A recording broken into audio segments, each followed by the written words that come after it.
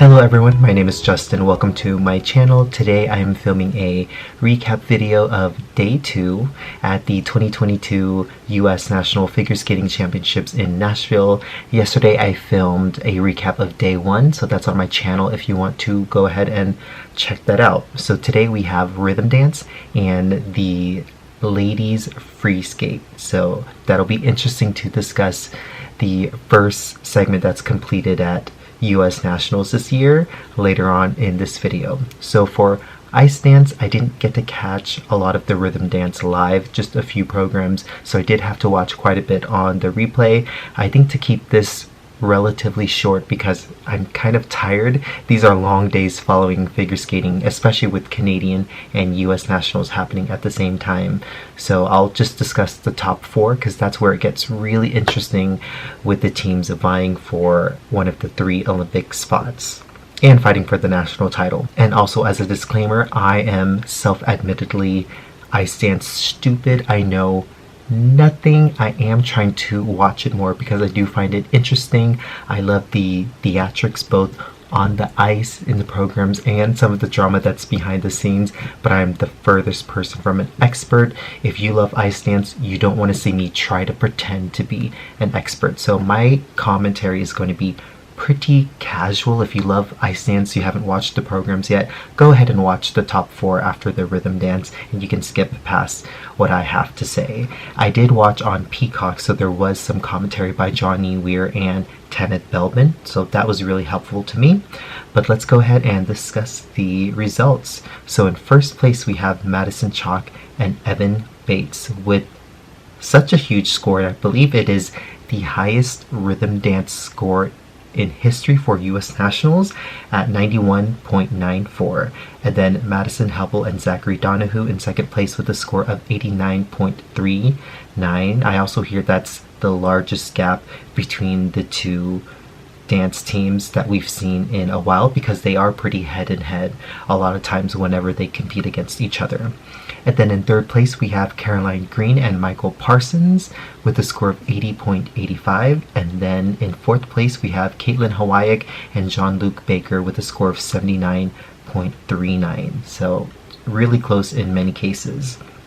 We'll go ahead and start off with Madison Chock and Evan Bates. I'd say their Billie Eilish program was really enjoyable. It almost seemed perfect when I tried to watch them on the replay. I tried not to learn about ice dance technicalities and just wanted to enjoy the program, and that I did. Everything seemed to flow really well between all of the elements. Everything looked effortless. Sometimes in the past I've seen them and other ice dance teams kind of make the lifts look labored, but that was not the case at all. There was like 0 seconds of hesitancy or doubt. So I think they looked really confident in all of their lifts. Tanit said that the construction of the program music to the Billie Eilish songs was done so well, with the start of the program being more slow songs, so they had some time to feel the program and get into it. And then I felt like the program really came together in the second half because it got a lot more exciting. Madison Chock, as we all know, is a very gorgeous girl. She sold it with her face. I always pay attention to Madison over Evan, but Evan is a fantastic skater as well. A lot better edge quality from him. And yeah, the lifts look great, and that's all I have to say about that. Just a comment before I move on. Someone on Twitter, I believe it's my friend Maddie, said that the GOE for all of the elements were getting out of hand, and I will say, looking at the protocols right now, there was some very generous scoring there, so that's probably a good thing for the athletes. A lot of 4s and 5s in the grade of executions, and I believe their twizzles were like absolutely perfect in the beginning too. And then the program component marks, I see a lot of 10s and 9.75s, and they barely eked out over Hubbell and Donohue in the components as well.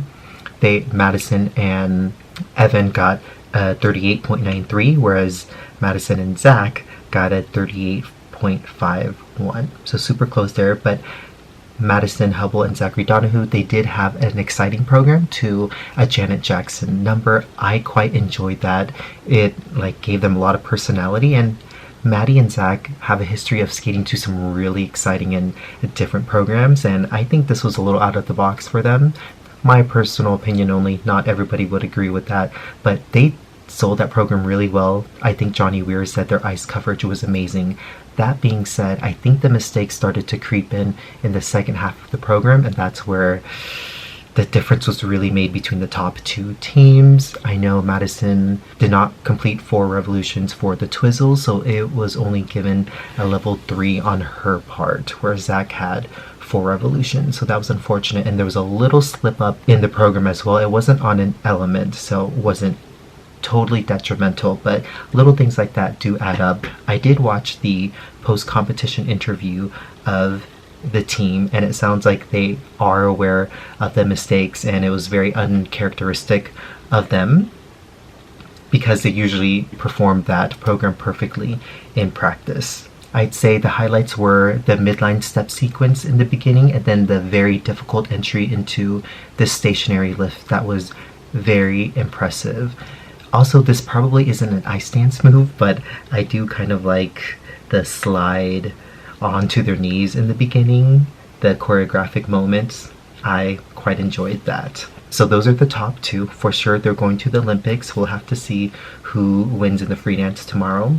But we now have the battle for the bronze medal and also the remaining spot for the Olympic team and the world team.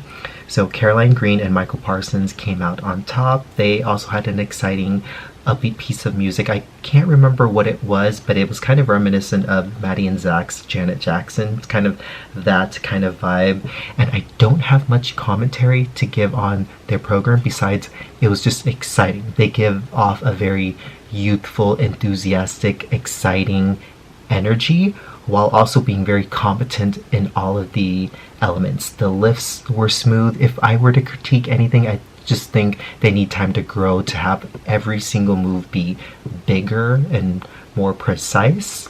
I'm just saying I can see a difference between them and then the top 2 teams, but it's hard to explain, but they're still really enjoyable. So that's all I got to say. I think, the Twizzles probably could have been a little better. That's the one thing that was just kind of like glaring technically from them. And then we have in 4th place Kaitlin, Hawayek, and Jean-luc Baker, kind of a fan favorite, and I am friends with Jean-luc Baker's mom, so hello Sharon if you're watching this. But they are a dance team that is really loved. Jean-luc Baker is known as one of the best ice dancers in the world right now, and he has such an amazing personality, and they skate to some really unique programs. I'm forgetting what their program is already. I apologize, but it was very kind of female sassy driven. It's a unique take on a song, but unfortunately there was a mistake early on from Kaitlin Hawayek on the Twizzles, and I think that really is what kept them in 4th place, because otherwise the rest of the program looked good, maybe a little tentative and not so much powerful compared to the other teams. There is a 1-point difference between 3rd and 4th place. Tanith Belbin in the commentary said that that's practically a tie, but I always thought in ice dance every point made a difference. I was talking to one of my friends, Erin Conley, who is an ice dance expert, and she believes that Jean-luc and Kaitlin can come out on top because the free dance is really their strength, and a lot of other people seem to think so. So let's hope that's what happens, and I'll cross my fingers for them. So those are the top 4 that I'll discuss. There are some other exciting programs as well. I think I find them exciting because the music choices were very upbeat, but people might have different tastes. So just to let you know if you choose to watch the ice dance programs later. Okay, so I think I'm going to make this really quick and brief because it's pretty late. It's midnight right now, but I just caught up on the ladies free skate on Peacock. I watched the replay on the streaming service that's showing the US National Championships. And if you want to hear me talk about more detail with a lot of these skaters, you can visit the video that I posted yesterday, day 1 recap of US Nationals. But before I start talking about the skaters, I do have to mention that 2 athletes did end up withdrawing from the competition due to contracting the virus after the short program. Those 2 people are Amber Glenn and Alyssa Liu. It was quite unfortunate. Alyssa Liu, because they really had the potential to win the title for the 3rd time and make the Olympic team. And then Amber Glenn really took herself out of the running after the short program, but I was looking forward to seeing her skate her heart out in the free skate and potentially go for the triple axel. So I'm hoping that those 2 have the best of luck for the rest of the season and that the symptoms are not severe. So that means the title was really between Mariah Bell and Chen. And I gotta say, I watched both performances. Both ladies played it really safe. Neither did a triple-triple combination, and neither were perfect.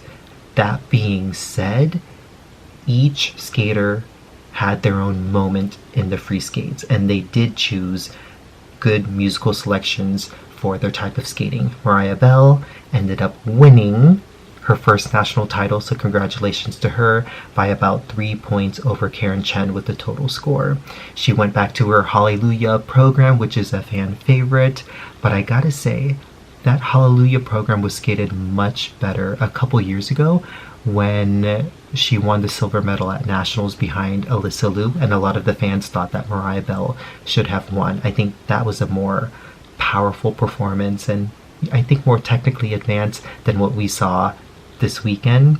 But hey, a title is a title, and Mariah did what she had to do.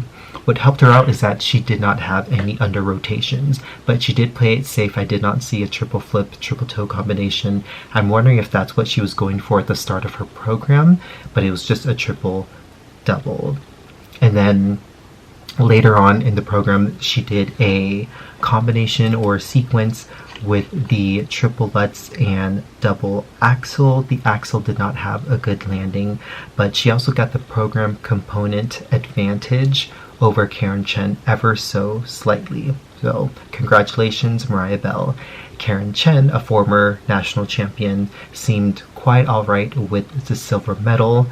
I liked Chen's Butterfly Lovers program a lot more. That looked like an Olympic program to me. Felt like it was something that Karen was able to skate to from the heart. It really took me back to an era of 90s female skaters in the 6.0 judging system, mainly because of the ending choreographic sequence. I loved the spiral and the Ina Bauer. While a lot of the jumps in Karen's programs looked close, only one was called under-rotated, and I believe that was the opening double axel triple toe combination. The triple toe was obviously the one that was under, and then a triple lutz at the end of the program was called on the quarter turn, so given some negative grade of execution marks, unfortunately. So the competition could have gone either way. Karen did not do a triple-triple, and she is capable of doing the lutz toe. We've seen that from her many times.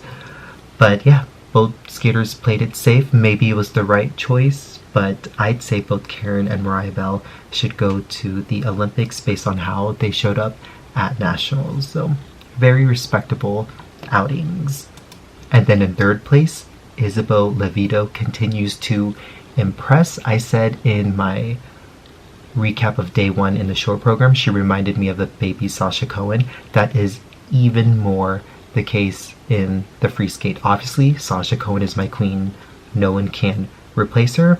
But what I love about Isabeau is that her leg is always extended and her toes are pointed. So when she lands her jumps, the legs are in such a beautiful position, just like Sasha Cohen did. If there was ever a critique, I would say that sometimes her combinations look very labored with how she hunches her back down low. That does not look comfortable, and that's actually not pleasing to the eye.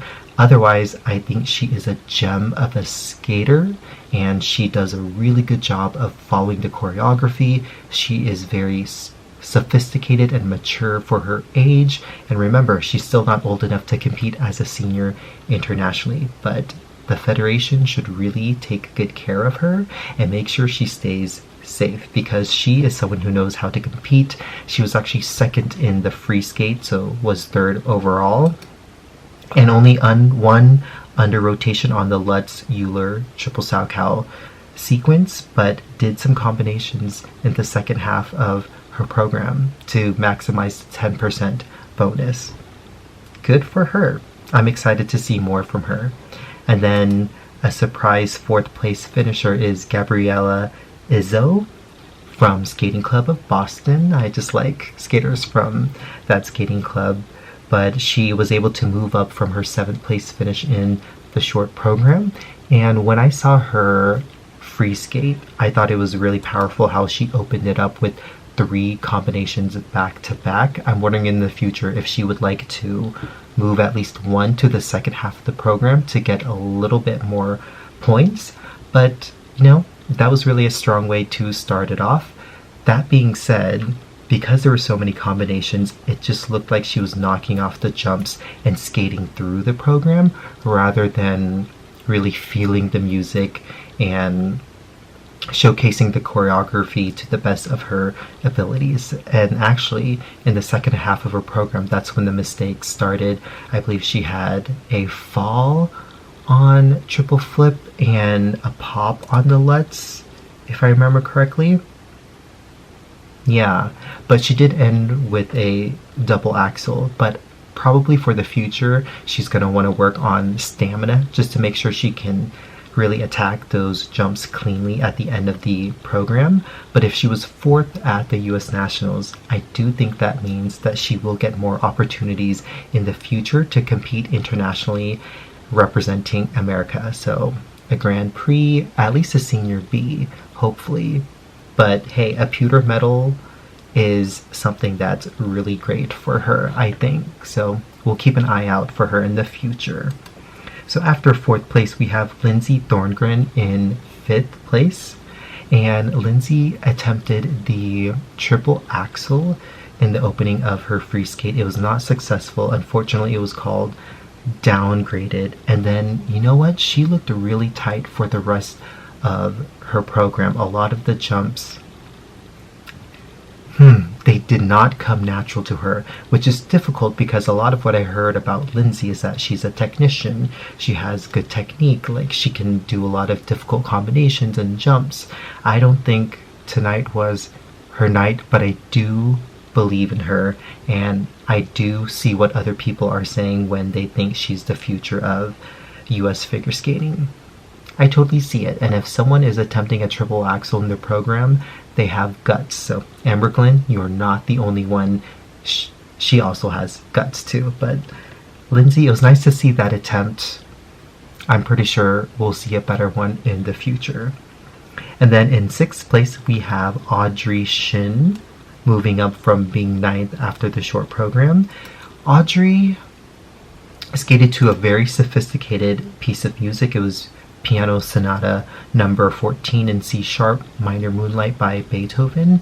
So she stood up, but I believe 5 of her jumping passes were either called under-rotated or downgraded. So that is a huge detriment to your technical score. I'm wondering if she needs to work with a jump technician to fix the rotation issues, because the more you do that, the more you build a reputation with the judges, and you don't want unnecessary reviews on jumps when they don't need to be, because that may not work in her favor, because unfortunately the favor doesn't always go towards the athlete in those kind of close calls. And then the last skater I will talk about is Gracie Gold. She ended up placing in 10th place, so a top 10 finish for her, I think, is something she should be proud of. The free skate wasn't as amazing as the short program, and I think we could tell that's where the program was going from the opening jump.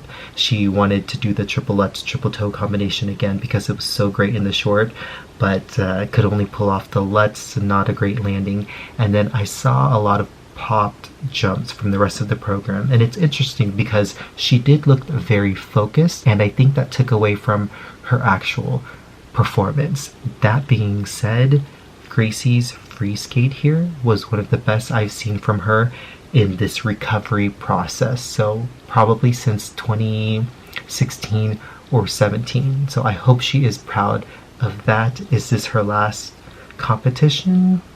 It's hard to say, but if it is, she does have a lot to be proud of. Boom. Okay, that is the ladies. I think I expected more, to be honest, and the withdrawals were really unfortunate. But hey, it's in the books. Now we shall see how the athletes manage to stay safe until going to Beijing, because the Olympic Games are important and China is going to be very strict about testing the athletes as they arrive to that country. So keep our fingers crossed. I am so excited to hop into bed now and post this video because tomorrow is going to be another long day. If you want to see another daily recap from me, then please stay tuned for future videos. Thank you so much. Good night.